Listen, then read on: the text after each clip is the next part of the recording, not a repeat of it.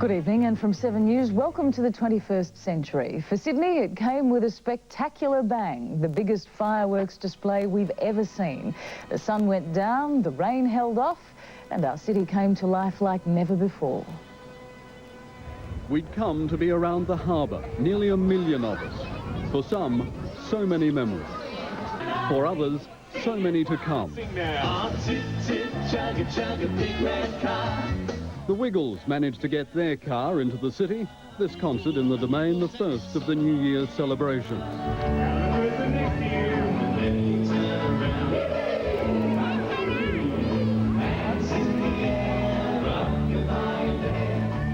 It was all for kids, this first part of the night.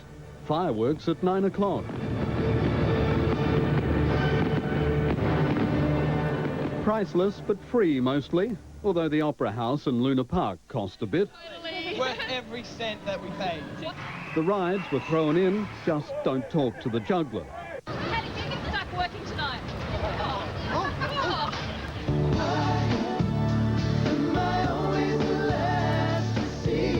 At Darling Harbour, they rocked the millennium, with music for the new one.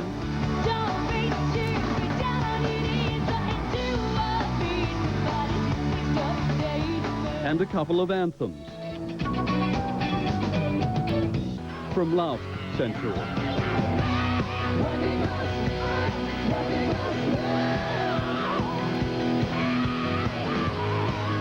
For a night all about what's ahead, somehow the old songs just seemed right. Great Southern land.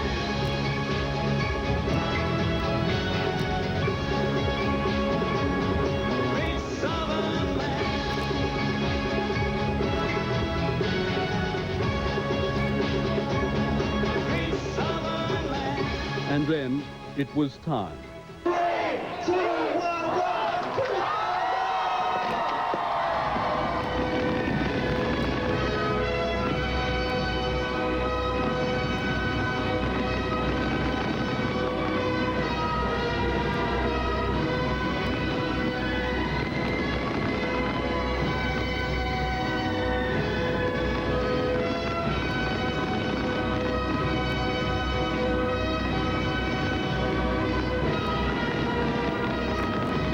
$5 million worth, 20 tons, whatever.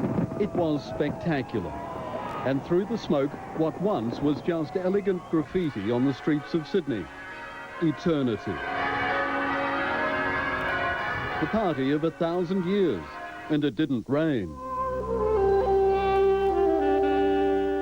And if you stayed up for the dawn of the 21st century, you might have heard this from the Opera House, the very top, and 12-year-old Eleanor Baroni.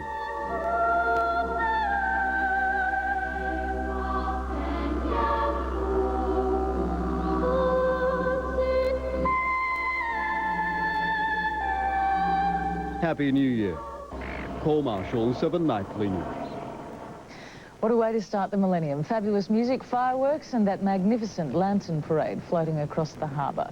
At night's end, everyone was on such a high that no one seemed to mind the crushing crowds and the queues at bus and train stops. There were enough boats you could almost walk across the harbour coves, and on the shoreline they were piled up on top of each other.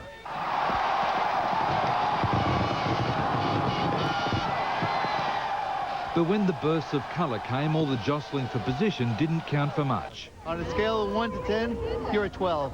The explosion's enough to scare the breath out of some kids. Others had just made their eyes open wider than ever before. The 9 o'clock display was billed as a special gift for families, but few went home when it was over, and all around them expectations and alcohol continued to mix.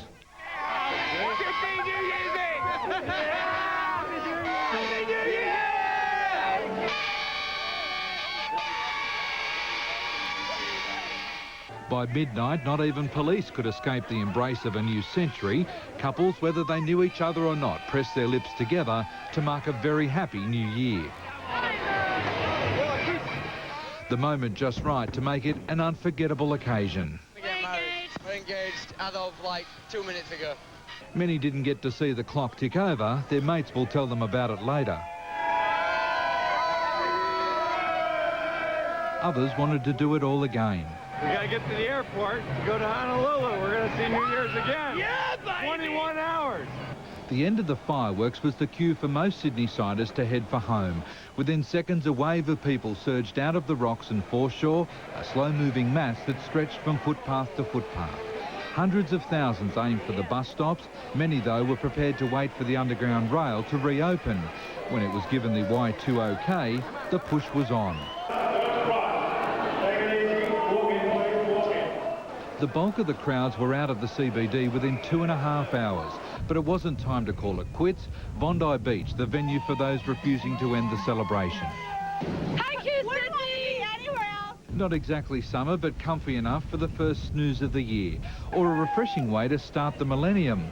Over at the Hordern, daylight wasn't too kind at the end of a non-stop dance party. While the party has slowed, the clean-up gangs picked up pace. It's estimated there were enough beer and champagne bottles left behind to weigh as much as each adult that stood there to watch the fireworks. Darren Curtis, 7 Nightly News. Only 11 people were arrested in the city overnight, an amazing figure given that twice as many were taken in up north in Byron Bay. Back in the CBD, ambulance officers treated 500 people. A young man's pinned to the ground as drunken revellers spill through George Street. But violence this new year was very much the exception. We certainly haven't had a bunch of drunken louts roaming the city on New Year's Eve, and we're quite happy about that. The biggest problems early were for the water police, trying to keep boaties away from fireworks barges, clear of exclusion zones and each other. As the streets in the Rocks and Circular Quay became choked, the best way to get around the city, the harbour. Specialist operations police ferried in to help control crowds, and patients rushed by boat to ambulances waiting outside the city. Most fights were fuelled by alcohol, the most serious a stabbing with a broken beer bottle. Police say the reason why partygoers behaved, their message of tolerance, although not all heeded the advice. Police linked 160 surveillance and traffic cameras to their operations centre, watching every corner of the city, then dispatching teams of officers to meet the moving crowds. Of all emergency services, ambulance officers were the most pressed. 14 first aid teams were dotted around the city. They treated over 500 people, mostly for cuts and sprains, and of course, overindulgence. The first aid posts around the city have worked really well.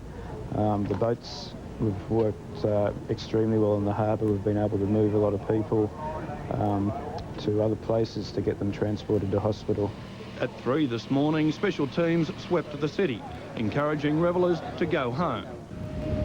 Approaching dawn, Bondi lifesavers were on duty to save drunks from themselves. But for most police, fire and ambulance crews, after 12 long hours of duty, it was party time.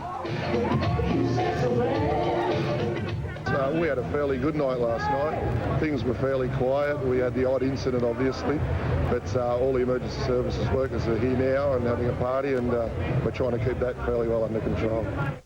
For rescue police, one last call out to save Lincoln the Labrador. The terrified 10-year-old sought refuge from the fireworks and got stuck. Happy New Year. Morgan Ogg, 7 Nightly News. And on the harbour today, a yacht with 3 sailors aboard was rammed by a huge tanker. The ship pushed the small craft for nearly 10 minutes, the men forced to jump for their lives. The sailboat just wasn't quick enough. These dramatic pictures taken by a family admiring